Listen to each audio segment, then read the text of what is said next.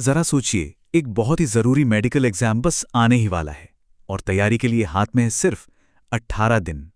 मतलब ये एक ऐसी सिचुएशन है जो किसी की भी दिल की धड़कन बढ़ा दे। लेकिन यहां सवाल ये उठता है कि क्या ये सच में नामुमकिन है या फिर इसी कमी में जीत का कोई राज छिपा हुआ है। जी हाँ, सिर्फ 18 दिन। ये नंबर सुनने में ही एक चैलेंज जैसा लगता है ना? एक ऐसा प्रेशर जिसे हर स्टूडेंट महसूस कर सकता है। ऐसा लगता है जैसे वक्त मुट्ठी से रेत की तरह फिसलता जा रहा है और सिलेबस का पहाड़ तो अपनी जगह खड़ा है।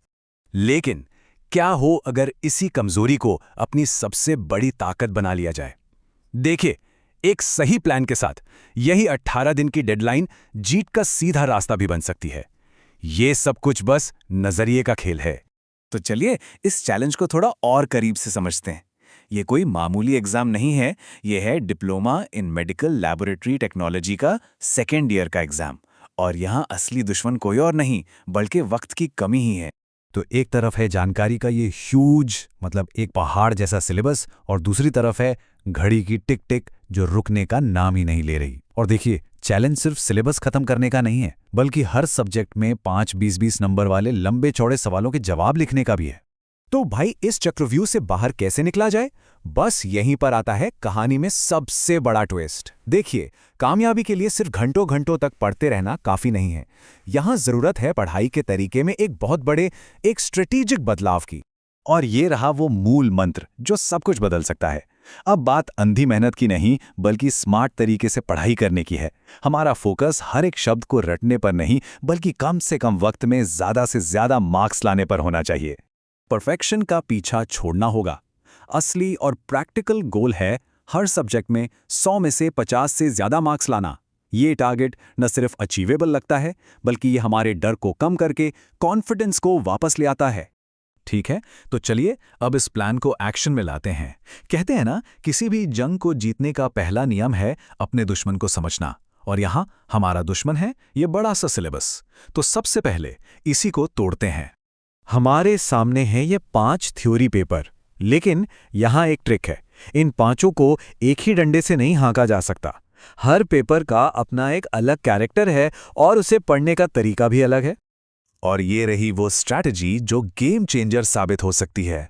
पेपर 3, 4 और 5 ये हैं मेन क्लिनिकल सब्जेक्ट्स जिनमें बहुत कुछ रटना पड़ता है, जैसे लाइफ साइकिल्स और प्रोसेसेस।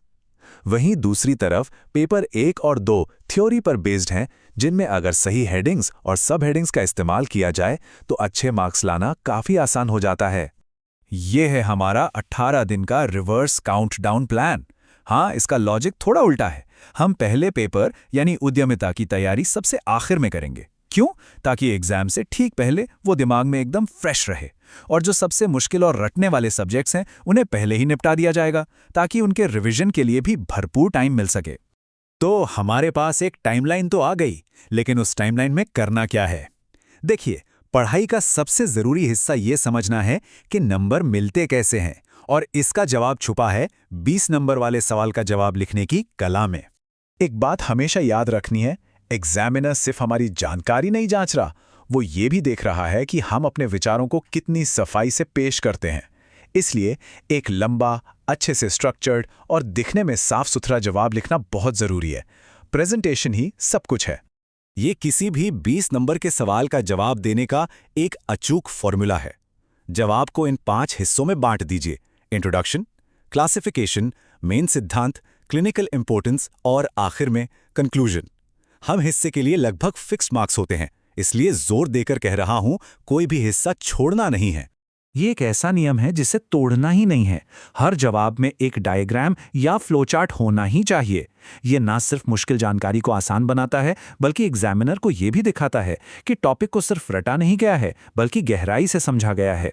जैसे कि ये टिश्यू प्रोसेसिंग का फ्लोचार्ट देखिए, कितना सिंपल है। लंबे लंबे पैराग्राफ लिखने की जगह ऐसा एक साफ सुथरा फ्लोचार्ट बनाने से जवाब ज्यादा इफेक्टिव हो जाता है। और हाँ, जरूरी पन्ने भी भरते हैं। चलिए अब बात करते हैं तैयारी के आखिरी और सबसे जरूरी हिस्से की। ये एक स्प्रिंट नहीं, एक मैराथन है। तो जानना जरूरी है कि एग्जाम हॉल के अंदर टाइम, पेस और अपनी एनर्जी को मैनेज कैसे करना है।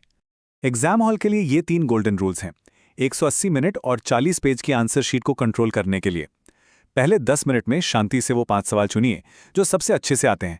फिर हर सवाल को ठीक 32 मिनट दीजिए और हर जवाब को करीब 6 से 8 पेज में लिखने का टारगेट रखिए। जब एग्जाम बैक टू बैक होते हैं तो मेंटली और फिजिकली फिट रहना ही असली जीत है। इसके लिए ये नियम बहुत सख्त हैं। पेपर खत्म, उसके बारे में सोचना भी नहीं है।